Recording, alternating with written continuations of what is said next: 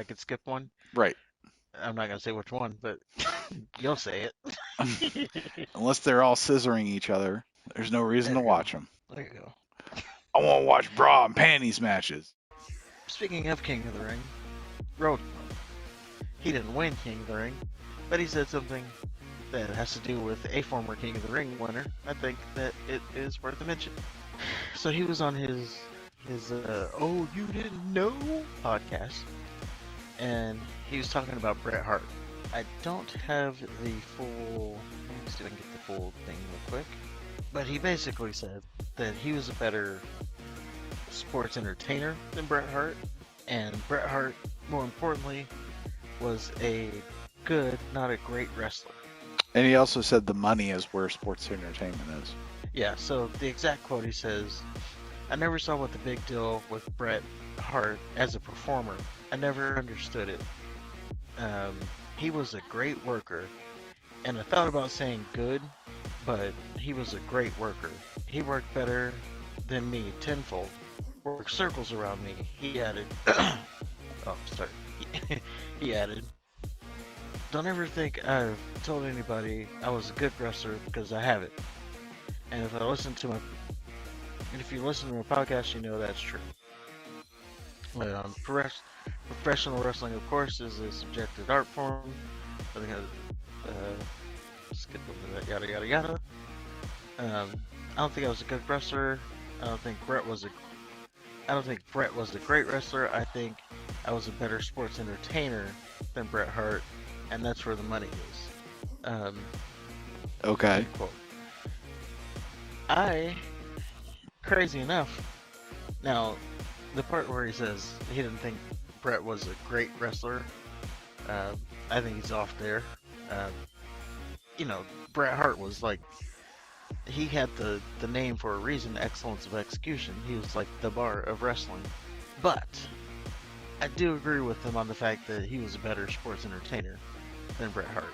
So if he would have just left it at, so if he would have just left out the part that, oh, Bret was a good wrestler, and if he just said, I think Bret was like, one of the best wrestlers, but I was a better sports entertainer, and that's where the money was, then, there'd be nothing there. You're okay with But that? I think, yes. Okay. Are you not?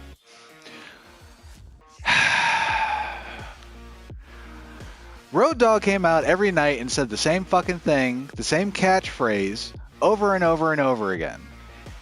And he stood under the shadow of Shawn Michaels and Hunter Hearst Helmsley. What is a Road Dogg match that you can name? Name me one Road Dogg match. I couldn't.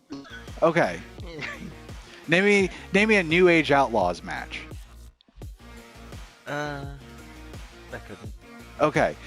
The only thing I can think of is the dumpster match. Not because of the New Age Outlaws, but because of fucking Chainsaw Charlie and Cactus Jack. Cactus Jack made his debut, and then Terry Funk was there as Chainsaw Charlie. And I remember two old fuckers getting thrown off of the stage in a dumpster. That was memorable. Nothing the New Age Outlaws did. Right. So Road Dogg's best match, his best match, didn't draw nearly as much as Bret Hart's worst match. It was not nearly as entertaining. Tell me, was there anything that the New Age Outlaws were involved with that was more entertaining than the fucking Canadian shit? Well, I mean, they were part of DX. They were part of DX, so they had more talented people around them. Yes, Hunter, if we want to add in Triple H and Shawn Michaels, that's a different conversation. We're talking about Road Dogg, who specifically said that he is more entertaining than fucking Bret Hart. He might be a better talker, sure, but when you say the same shit over and over again, that doesn't take too much rehearsal, now does it? Well, that's because he had his little gimmick that he got over. All he had was a catchphrase. He had the catchphrase. He had no memorable matches. Oh, I take that back. There was another memorable match. It was like it was a 2-4-6. It was an 8-man tag match, and there was some fucking stipulation where the people on the same team, at some point, they could get into a situation where they both had to wrestle each other, right? So there's a situation where the teams tagged in both Road Dogg and Billy Gunn, thinking like, oh, now they got to beat the shit out of each other. Ah, they were all sitting back, laughing all cockily, and then they just pinned each other. Oh and, yeah. and they retained. That So I do remember. that I'll give them. But I mean, there's no memorable feuds. There's no memorable matches. The only memorable thing that they have is standing under Shawn Michaels and Triple H's shadow. So, no. Fuck him. He doesn't know what he's talking about. He's not more entertaining. He's not a better wrestler. He's not a better sports entertainer. He never drew nearly as much as Bret Hart. Bret Hart wasn't given a ridiculously large contract that later had to be reneged, and then he had to go to the competitor and then basically ruin the trajectory of that company too. So I mean, bury that company. Yeah. So tell me, in what way does Road Dogg have a leg to stand on with this fucking comparison that he has? Now, if he's talking about Crash Holly or something, great. Okay. Now we're in the realm of possibility that Road Dogg is more entertaining than. But he's fucking talking about Bret Hart. Yeah. I mean, for me though, Bret wasn't the most entertaining. You didn't think matches, that? Though. That's all that matters. Yeah, like his matches were. You didn't think the anti-American and his feud with Shawn and his feud with Austin. Remember when he was in the wheelchair for like forever? He was milking that. Oh.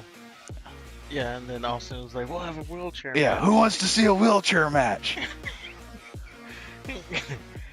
Well, the thing is, remember when he was always like so serious. Yeah, because he's a serious wrestler. Yeah, so like everything he did was serious. But it was entertaining, and it was your money. Well, okay. So I can see if you're using everything that Road Dogg said was objectively false. Okay, yeah, I can see that. If you're looking at like, okay. If you're looking at facts and logic and common sense, yes.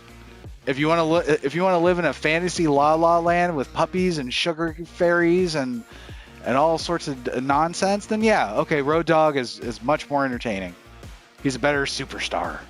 Yeah, I can see what you're saying. So maybe we keep it to.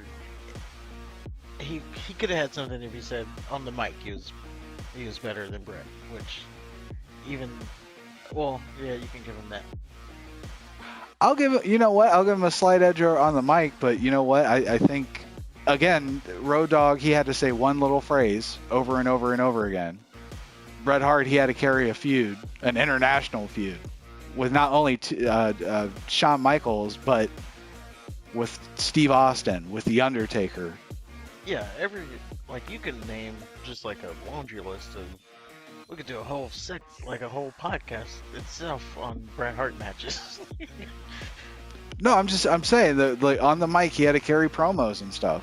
And yeah, he wasn't the most electrifying on the mic, but he got his point across. He sounded believable. I was enthralled. Like, oh shit, Austin's gonna come out with a wheelchair. We're gonna see a wheelchair match. Yeah, I guess the point he was trying to make when you say like sports entertainment, he's not out there dancing and shit, which you wouldn't want to see Bret Hart do anyway. Like but he is entertaining in those other ways. But he also said that's where the money is in sports entertainment. Do you honestly believe that Road Dogg came anywhere close to making the same amount of money as Bret Hart at any point in time in his career? No, he probably asked for as much. Probably. I don't think he actually made it. Nor could he ever prove to have been worth it. Because he wasn't.